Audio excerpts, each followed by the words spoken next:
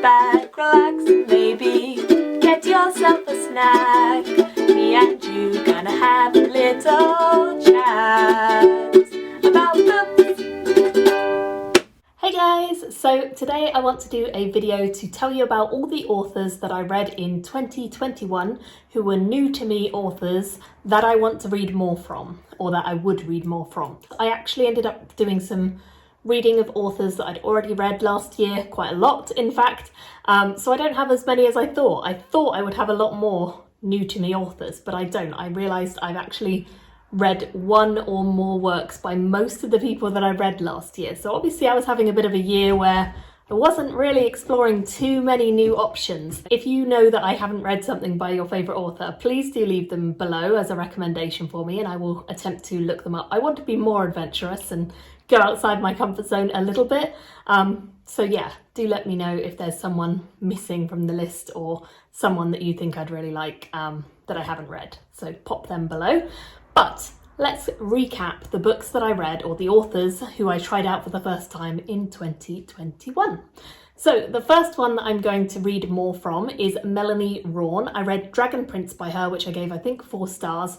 This is classic fantasy. It's old school. It's nothing new, but it's just the sort of story that takes me back to like very easygoing fantasy reads where it's quite predictable and you kind of know where the story's going, but equally there's nostalgia there. It's not the best written series I've ever read. It's not revolutionary in its ideas, but it just has that cozy, comfy feeling to the series. And so I do intend to finish up this series by her, which I think is quite a long series.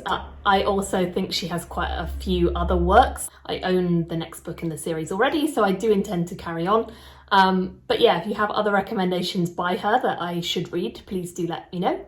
The next one I read is slightly a cheat, and that is M.A. Carrick, who writes the Rook and Rose series. Now, I actually have read one half of the writing duo here before, which is Marie Brennan, but I haven't read the other half by Alec Helms before reading this series.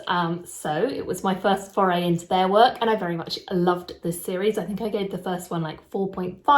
I have the second one, I think, on Kindle, and I need to get to it because I really loved this and I just thought it was definitely one of my top reads of last year. It was very evocative, like super beautiful writing, super cool, crazy world, and so many big questions and mysteries kind of loaded up by the end of the first book. So I am super excited to return to this. I will definitely be reading the rest of this series and I will be excited to see where they go with this pen name, whether they do intend to keep writing series.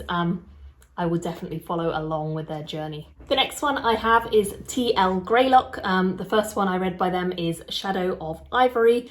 This one I gave 4 stars to. I really enjoyed it and I definitely intend to continue on with the series. I ended up reading this one in late November last year and it's one of the SPFBO finalists for the current round, I believe. So I really was excited to get into it and it did not disappoint. And I believe this is the only one that is out in this series at the moment. However, I think L Greylock does have other series. The Song of the Ash Tree is their other series, so I may well end up picking up the other series at some point. I don't know if any of you have read their work, but do let me know if you've read that other series, whether it's worth picking up. But I certainly will continue on with this series because I really, really enjoyed it.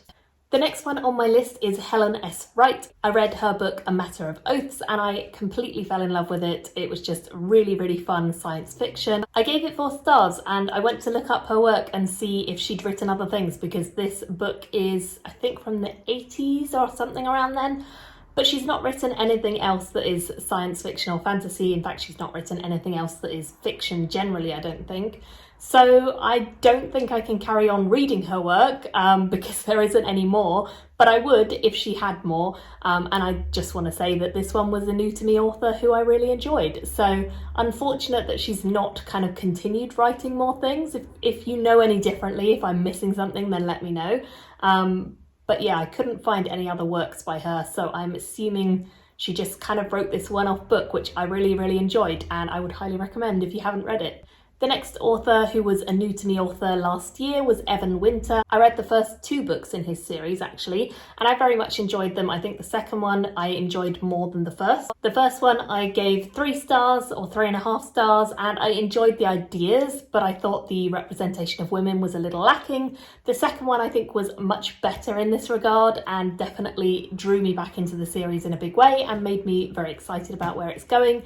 And I do think this is a series I will for sure carry on with, and I think for sure I will be interested in what this author ends up writing after this series. And then the last one that I am going to talk about as a new to me author last year was another one who I read for SPFBO, and that is Michael R Fletcher. I very much enjoyed the first book by him. I think I gave it 4 or 4.5 stars. It was really, really good. And then the second one I didn't love quite as much, but I still enjoyed a lot. And I believe the third one will be out this year at some point, and that one is called An End to Sorrow. So I really enjoyed the first. I definitely liked the second, but I didn't think it was as strong as the first one. It felt a little bit like that second book syndrome, slightly filler for me and very introspective, whereas the first one I felt was a bit stronger overall for my personal preferences. But that does not mean I don't want to try more by this author. In fact, I believe this author has quite a few different series out there that I have been meaning to get to for a while. So I definitely would like to try more of his work in the future and sort of see if there's any other series that he writes that would really work for me. I've heard very good things. So that is my kind of short and sweet list of new to me authors that I want to try more from, or I would try more from if it was available.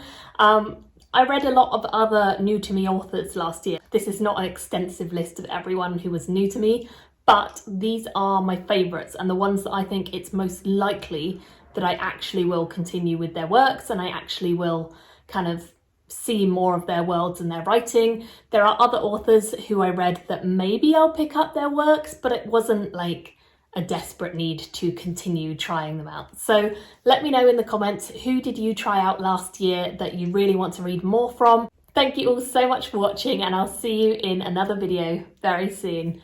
Bye everyone. Thank you for watching my video today. Go pick up a book, then come back and chat with me again.